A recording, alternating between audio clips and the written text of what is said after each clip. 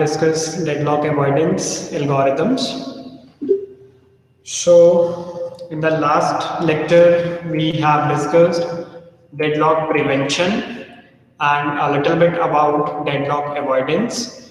And in deadlock prevention, we learned that if we just violate any of the four necessary and sufficient conditions for deadlock to occur, we can just prevent the deadlock. And after that, we studied a little bit about deadlock avoidance, which is another method to handle the deadlock. And here you can see in this particular case, deadlock avoidance. We have learned that in the case of deadlock avoidance, the system requires some additional information that there are total number of processes and which process requires how many maximum resources of each type to complete its task. And we have seen the concept of safe state as well as unsafe state. In the last lecture, we have learned that if we have a safe sequence, then we have safe state, and in the safe state, we are sure that we are not having deadlock in the system. But if we have unsafe state, then deadlock may occur. And the practice of this deadlock avoidance method is to ensure that a system will never enter an unsafe state. So in today's lecture, we will see how we can avoid deadlock, how we can try to avoid any system to enter into the unsafe state. So as I have discussed in the last lecture, we have two different algorithms for deadlock avoidance. If each and every resource is having only one instance, then we can use the first algorithm, which is resource allocation graph algorithm. But if some of the resources or all resources have more than one instance, then we have to use Banker's algorithm. We cannot apply a resource allocation graph for multiple instances of resource type in a system. So today we will discuss these algorithms one by one. First, we will talk about resource allocation graph algorithm. And after that, we will try to understand Banker's algorithm and we will solve one numerical also. So if I talk about the very first algorithm, which is resource allocation graph algorithm. So we have studied resource allocation graph in the previous lecture that they are used to represent a system or a deadlock situation in a system. And this algorithm is almost same as we have learned in the case of resource allocation graph. We were having two different edges. First were the request edge and second were the assignment edge. So if any process wants to utilize any resource, the process requests that resource using the request edge, and if that resource is available and it is assigned to the process, then we use to represent that with the help of assignment edge. So in this algorithm, we have one more extra edge, which is known as claim edge, which is also represented from process to resource, but it indicates that the process may request that resource later on in future anytime, because in the case of deadlock avoidance, prior information, advanced information is provided by all the processes. So one more edge is added to the resource allocation graph, which is known as claim edge, and claim edge is represented in a dotted line, in a dashed line, and claim edge is converted to request edge whenever a process requests a resource. So initially, claim edge is just indicating that this particular process will request for that particular resource somewhere in future. And if the process actually requests, then that claim edge is converted into request edge. And that request edge is converted to an assignment edge when the resource is allocated to the process. Same scenario as we have learned in the resource allocation graph. And whenever any resource is released by the process, then that assignment edge is again converted to the claim edge. So this is the scenario here. We have request edge, we have assignment edge, and now we have one more edge, which is claim edge. and resources must be claimed a priori in the system. So as we know that in the case of deadlock avoidance, some advanced information is needed by the system so that it can avoid the deadlock. Now you can see this is the same resource allocation graph where we are having two different processes, P1 and P2, and we are having two different resources, R1 and R2, and both have is resource allocation graph algorithm.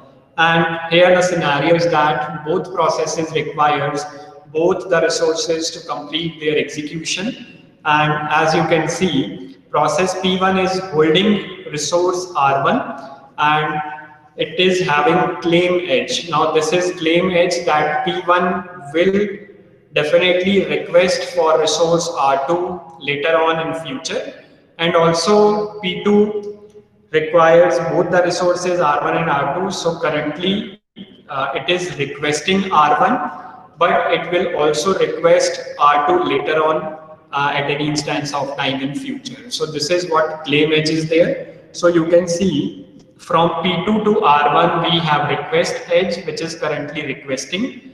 R1 to P1 we are having assignment edge. R1 is already assigned to process P1. But from process P1 to R2 and P2 to R2, we are having claim edge. That means both of these processes are going to claim or going to request this resource R2 later on in future.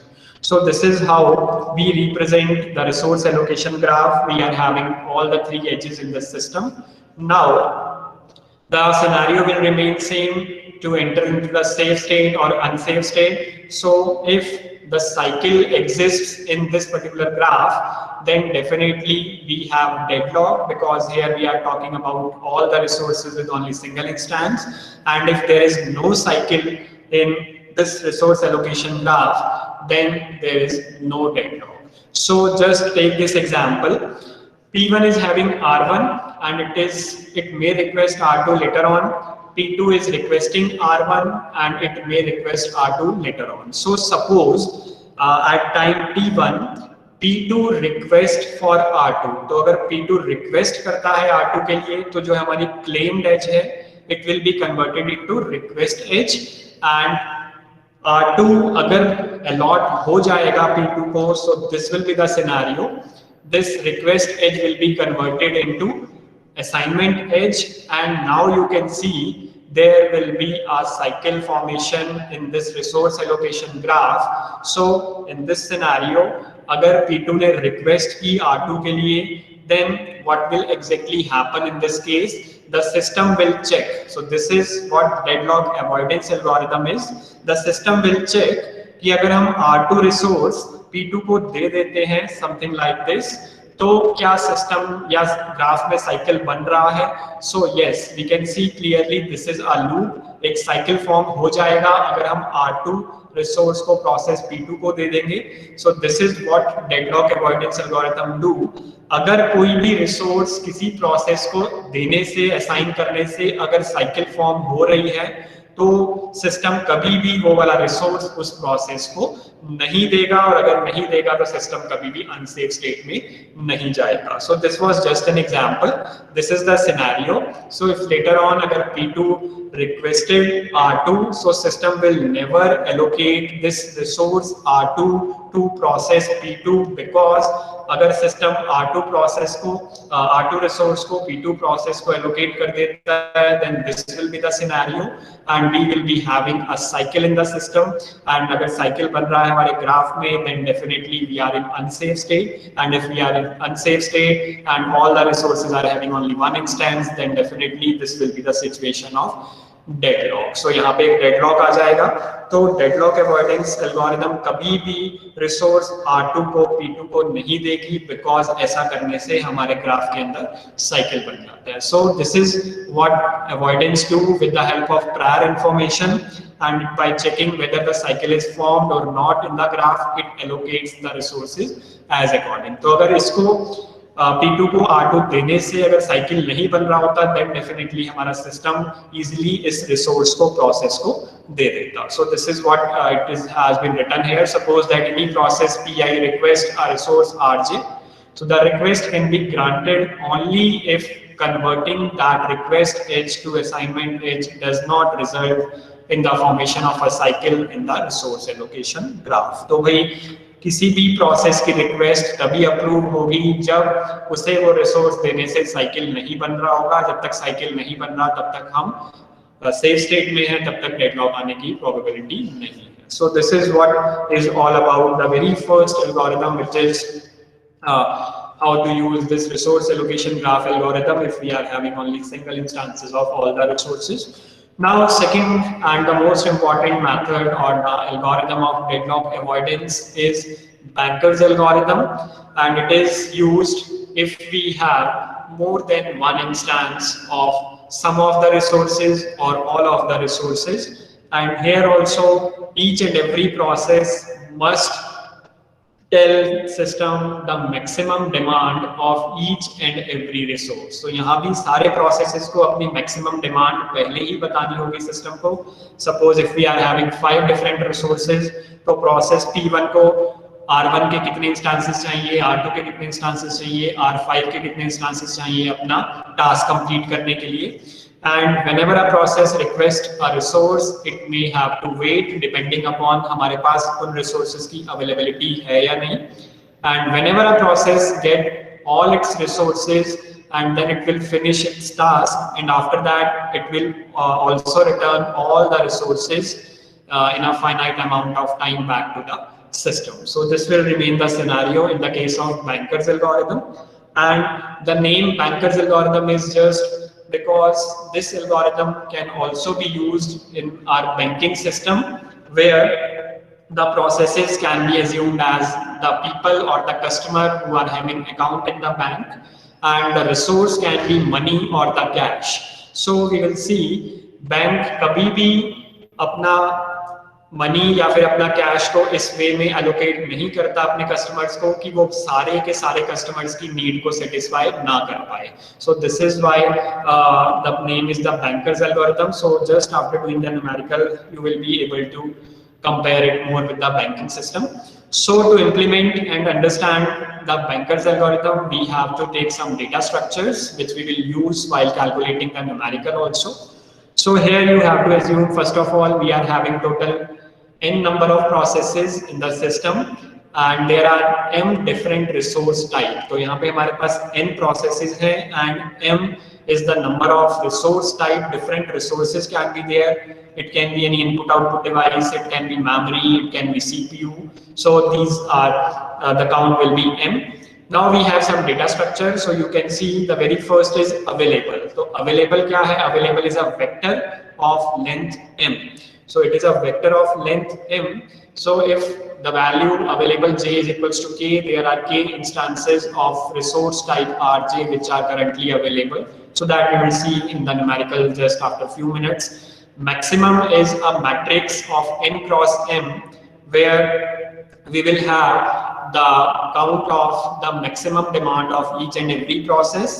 Allocation is another matrix of n cross m, which will contain the information about the allocated resources for each process.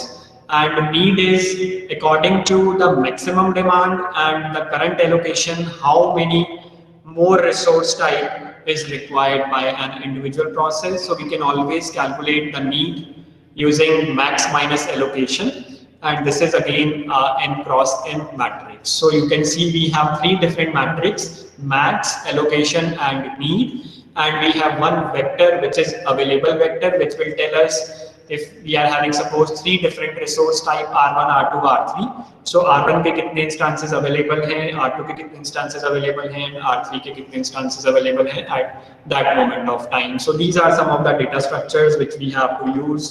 And just moving further, this is the algorithm which you will understand later on. So this is an example of Banker's algorithm. We will take 5 different processes. The same example is given in your textbook also, in the Galvin also, so you can just go through later on in detail. I'm just going to discuss this example with you people, and I will solve it also for you on the board. So just assume a system where we are having 5 different processes numbered from P0 to P4, and we are having 3 different resource types which are named here, suppose A, B and C. So it can be R1, R2, R3 also. So you can suppose that A is any resource like printer, and we are having 10 instances. We are having 10 printers in our system.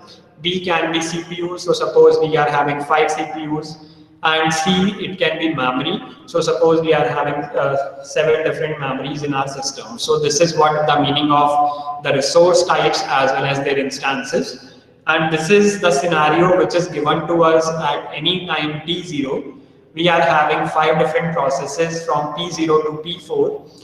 And the very first column is basically allocation. So this allocation is n cross m matrix. So you can see this is the matrix where n is the number of processes and m is the resources. So resource type, we are having 3 different resource type, A, B and C. So this particular matrix is indicating us that at this time T0, how many resources of each type has been allocated to each process. So P0 को currently एक instance available है resource B का और 0 instances available है A and C के. Similarly, P1 is allocated only 2 instances of A and it is having 0 and 0 instances of B and C, something like this. And this is max. So each and every process has to specify its maximum demand.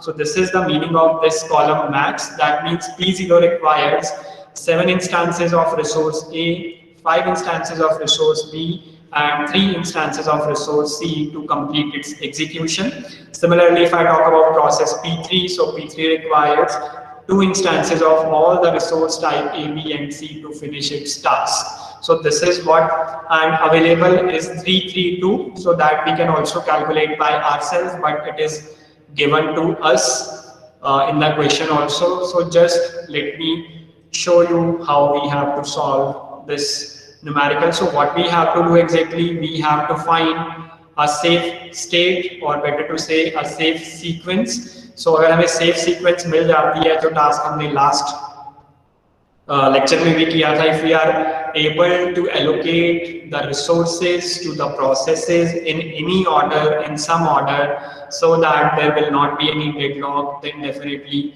if we are having any safe sequence, then we are having the safe state. So just let me show you the board. Okay, so I hope the board is now visible to all of you. So this is the same scenario which I have just shown you in the slide. We are having this scenario, we are having 5 processes from P0 to P4. This is the allocation, this is the maximum, and available is also given to us in the question, which is 322. तो अगर नहीं भी given है, so how we have to calculate? So just let's see. So here यहाँ हमें given है कि total हमारे पास resource A के 10 instances हैं, B के 5 instances हैं, C के 7 instances हैं. And in instances में से this is the current allocation. इतनी allocation हो चुकी है. So just let me see how many total instances of A, B and C have been allocated. So if I talk about A, so A के 2 instances P1 के पास है, 3 P2 के पास है और 2 P3 के पास है. That means 2 plus 3, 5 plus 2, 7 instances of A out of 10 has already been allocated among the various processes. Similarly, B के 2 instances अभी allocate हो चुके हैं, एक process P0 को और एक process P3 को. And similarly, if I talk about C, out of total 7 instances, 5 has already been allocated to the processes. So this is what the current scenario. Currently, out of 10, 5 and 7, कितने instances allocate हो चुके हैं, तो वे कितने available हैं? तो अगर मैं A की बात करूँ, so 10 minus 7 it will be 3, and for B 5 minus 2 available is 3, and for resource type C 7 minus 5. So this is what we have available resource type for each resource. So this is available A, B and C. So we have 3, 3 and 2. So this is first step what you have to do. अगर आप लोगों को available नहीं given है but इस question में हमें given था available, so you can just calculate. सबसे पहले आप एलोकेटेड को ऐड करके देखोगे कितने एलोकेटेड हैं, उसमें से फिर आप टोटल में से उसको माइनस कर दोगे तो इतने हमारे पास अभी अवेलेबल है. So currently this is the scenario. Out of 10, 5 and 7, 7, 2 and 5 are allocated and these are the available resource type. A के मेरे पास 3 अवेलेबल है, B के मेरे पास 3 अवेलेबल है, C के मेरे पास 2 अवेलेबल है. So first step we have to calculate the availability if not given in the question. Second step we have to find the need. So need हमें find करनी होगी. प्रोसेस P0 को 7, 5 और 3 की रिक्वायरमेंट है अपना टास्क कंप्लीट करने के लिए और करंटली उसे 0, 1 और 0 ही एलोकेटेड है. तो उसे और कितने रिसोर्सेज की रिक्वायरमेंट है, हर एक रिसोर्स के कितने इंस्टेंस की रिक्वायरमेंट है ताकि वो अपना टास्क कंप्लीट कर सके. तो भाई सिंपल सा फॉर्मूला है नीड को कैलकुलेट करने का. Need will be calculated max minus allocated. तो अभी मैक्सिमम कितनी डिमांड थी और उसमें से ऑलरेडी कितने एलोकेट हो चुके हैं. So by using this formula we can calculate need of each and every process. So if I talk about process P0, so P0 requires maximum 7, 5 and 3 and it is only having 0, 1 and 0. That means it requires 7 more instances, 7 minus 0, 5 minus 1, 4 more instances of resource type B and 3 minus 0, 3 more instances of resource type C. Similarly for all the processes P1, P2, P3, P4, I can calculate the need of each and every process. So let me calculate. So it will be 3, 2, 2 minus this. So 3 minus 2 is 1 and 2 and 2 is required and P2 requires 9 minus 3, 6, 0, 0. Process P3 requires 2 minus 2 is 0, then 1, 1. So it will be 0, 1, 1. And the last process P4 requires 4 minus 0, 4, 3, 1. So just make sure you do not make any mistake in this particular step because this is the most important step. If you are going to make any mistakes, so further rest of the numerical would be wrong.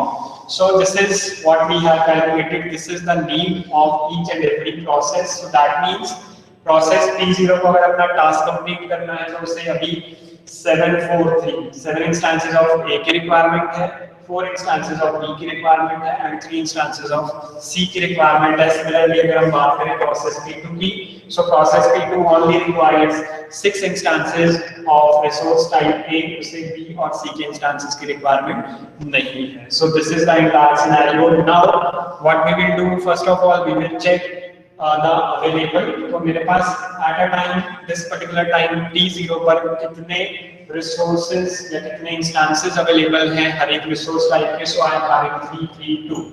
So what we will do, we will just start from process P0 from here to here and we will see कौन से process की need satisfy हो सकती है according to the availability. So if I talk about 743 process P0 की बात करें तो process P0 की requirement है या need है 743 बट मेरे पास कितने अवेलेबल हैं 3, 3 and 2.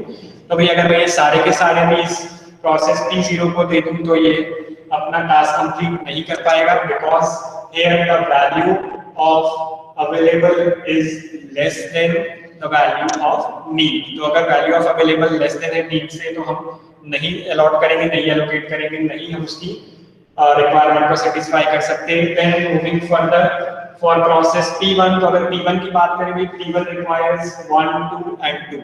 So it requires 1 instance of resource A, I am having 3 instances. It requires 2 instances of resource B, I am having 3 instances. And it requires 2 instances of resource type C, I am having exactly 2. That means here the value of available is greater than or equal to the need. That means we can easily allocate the available resources to this entire process P1. तो मैं P1 को easily 3, 3, 2 available है, उसको 1, 2, 2 चाहिए तो मैं easily उसको 1, 2, 2 resources दे सकता हूँ and definitely P1 will execute this task, its task after having this 1, 2, 2. So first of all, suppose हमने process P1 को resources दे दिए तो भाई इसमें से जितने भी नीड है प्रोसेस P1 की 1 to 2, हम प्रोसेस P1 को दे देंगे, प्रोसेस P1 अपना टास्क फिनिश करेगा और जैसे ही P1 अपना टास्क फिनिश करेगा वो जितने उसके पास पहले से एलोकेटेड थे 200 वो उनको भी बाद में क्या कर देगा, अपने टास्क कंप्लीट करके रिलीज कर देगा। तो ये 200 है, ये भी रिलीज हो जाएंगे और 200 किसमें ऐड हो जाएंगे, अवेलेबल में ऐड हो जाएंगे। सो अगर मैं इसमें 200 ऐड कर दूं so it will become 532। So process P1 successfully execute हो गया और वो अपना टास्क फिनिश करके उसने अपने सारे रिसोर्सेज को रिलीज करा। सो स्टार्टिंग में मेरे पास 332 अवेलेबल थे, अब मेरे पास इस टाइम पर 532 अवेलेबल है। So now I will see कौन से प्रोसेस की नीड को हम सेटिस्फाई कर सकते हैं with this available set of vectors. So हमने P0 की बात की, P1 की बात की, सो P1 की हमने नीड सेटिस्फाई कर दी है। नेक्स्ट अगर हम P2 की बात करें, because we are just going in this direction, and अगर हम P2 की बात करें, so P2 requires 6 instances 0 and 0. So just look here carefully. We are able to give, because देखो P2 प्रोसेस को B and C तो चाहिए ही नहीं, 0 रिक्वायरमेंट है, 0 नीड है, ओनली A के उसको 6 इंस्टेंसेस चाहिए, लेकिन हमारे पास A के सिर्फ 5 ही अवेलेबल है इस टाइम पर, तो हम A को नहीं दे सकते। तो इसमें हम कभी भी ऐसे नहीं करेंगे कि इसका अगर हम B और C को सेटिस्फाई कर सकते हैं तो हम B और C अभी दे देंगे, A को हम बाद में दे देंगे, तो ये सिस्टम को और कॉम्प्लेक्स कर देगा। हमें याद रखना पड़ेगा फिर कि कौन से प्रोसेस को कौन से रिसोर्स टाइप हमने दे दिए थे और कौन से उसके पेंडिंग है। तो यहाँ पर हम हमेशा अगर हम सारे के सारे रिसोर्स टाइप के इंस्टेंसेस दे सकते हैं तभी हम उस प्रोसेस को कंसीडर करेंगे, otherwise that process will not be considered. तो भी अगर यहाँ पे 500 होता देन डेफिनेटली हम अवेलेबल रिसोर्सेज में से 500 दे सकते थे, लेकिन यहाँ पर 600 is the need of process P2, but if I talk about resource A, I am having only 5 instances, so we cannot satisfy the need of this process P2. Then we can move further, which is process P3. So P3 requires 0, 1 and 1. So P3 requires 0 instance of resource A, 1 and 1. So I am having more than 1. So here you can see need is less than available. So definitely we can allocate the required resources for the process P2, process P3। तो भाई जब भी हम process P3 को उसकी जितने requirement है उतने एलोकेट कर देंगे, 0, 1, 1 दे देंगे, तो उसके बाद P3 अपना टास्क कंप्लीट करेगा और जो करंटली उसके पास अभी उसने रिसोर्स होल्ड किए हुए थे, जो उसके पास ऑलरेडी एलोकेटेड थे, वो उनको रिलीज कर देगा। तो प्रोसेस P3 क्या होगा, कंप्लीट हो जाएगा। ऑलरेडी उसके पास 2, 1, 1 थे, तो ये 2, 1, 1 क्या हो जाएंगे, यहाँ पे ऐड हो जाएंगे, so it will be 7, 4, 3। So P1 executed and next process executed is P3. So P3 is the next process in the sequence and P3 has been completed its task and now it has released all the resources जो उसने पहले भी hold किए हुए थे, and now I am having this much available resource type instances of each resource type. Now I am having 7, 4, 3. So now just let me check next process, which is P4. So अगर हम P4 की बात करें, P4 requires 4, 3, 1. So I am having 7, 4 and 3. That means need is again less than the available. So that means it can also be allocated. So हम process P4 को definitely next turn में उसके required resources लेंगे, ये यहाँ से complete हो जाएगा और इसमें जितने होल्ड किए हुए थे process P4 002 and it will just simply release all the resources. So now I will be having 7, 4, 5 resources available in the system and now we will just again go back to P0. So अगर हम P0 को check करें, P0 requires 7, 4, 3. I am having 7, 4, 5. That means the value of need is less than equal to the available. So if it is less than equal to available, then definitely we can allocate. So that means हम easily 7, 4, 3 जो requirement है process P0 की वो दे सकते हैं। तो जैसे हम इसको देंगे ये अपना टास्क कंप्लीट करेगा, तो next process in the sequence will be P0 and इसके बाद जितने करंटली एलोकेटेड थे 0, 1, 0, it will just release all the resources. So now we will be having 7, 5, 5 resources, and in the end we are having P2. So P2 requires 600, and now I am having 755. So this is what is the safe sequence, one of the safe sequence. If we allocate resources to the processes in this order, P1, P3, P4, P0, P2, then definitely we are able to satisfy the need of all the processes in this particular order, and there will not be any chance of deadlock. तो यहाँ पे सिर्फ यही हमें देखना है कि कौन से सीक्वेंस में हम एलोकेट कर सकते हैं. तो यहाँ पे जरूरी नहीं है कि एग्जैक्टली हमारे पास एक ही सेफ सीक्वेंस आए, तो आप बहुत सारी सेफ सीक्वेंस अलग अलग पॉसिबल हो सकती है. तो जो क्वेश्चंस बनते हैं वो इसी तरह के बनते हैं. अगर मैं एमसीक्यू की बात करूं तो आपको 4 अलग अलग सेफ सीक्वेंस या सीक्वेंसेस गिवन होंगी. तो आपको ये पूछा जा सकता है कि उसमें से आपको कौन कौन सी सेफ सीक्वेंस है, तो उसमें आपको सारे केसेस को 1 बाय 1 रन करके देखना होगा. So this is how you have to solve this numerical for banker's algorithm. So just let me go back to this slides once again.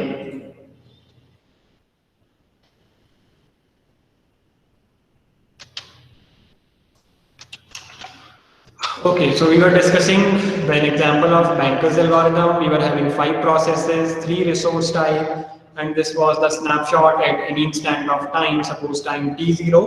So यहाँ पे भी हमें अवेलेबल की वैल्यू भी गिवन थी, which is a vector of length m. So अगर नहीं भी गिवन है तो हम एलोकेशन को ऐड करके उसको टोटल में से माइनस करके भी देख सकते हैं कि कितने अवेलेबल हैं.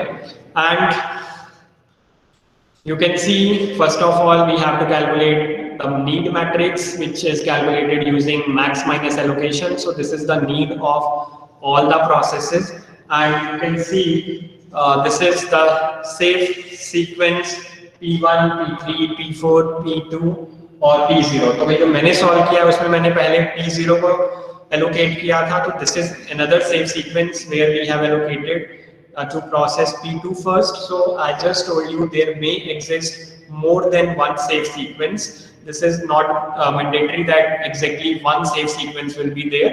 So मैंने जो भी solve किया मैंने वहाँ पे P1, P3, P4, then P0, then P2. So that was also a safe sequence, and this is another safe sequence which you can try. And there are some more questions related with this same numerical. तो भाई अगर हमारे पास process P1 की बात करें तो process P1 अगर 102 के लिए रिक्वेस्ट करता है सेम इसी न्यूमेरिकल में, तो यहाँ पर हमारे पास 102 एलोकेशन के बाद यहाँ 302 हो जाएगा. तो अगर यहाँ पर 302 हो गया तो उसके बाद क्या ये सिस्टम सेफ स्टेट में रहेगा या नहीं, तो उसके अकॉर्डिंग अवेलेबल की वैल्यू 230 हो जाएगी.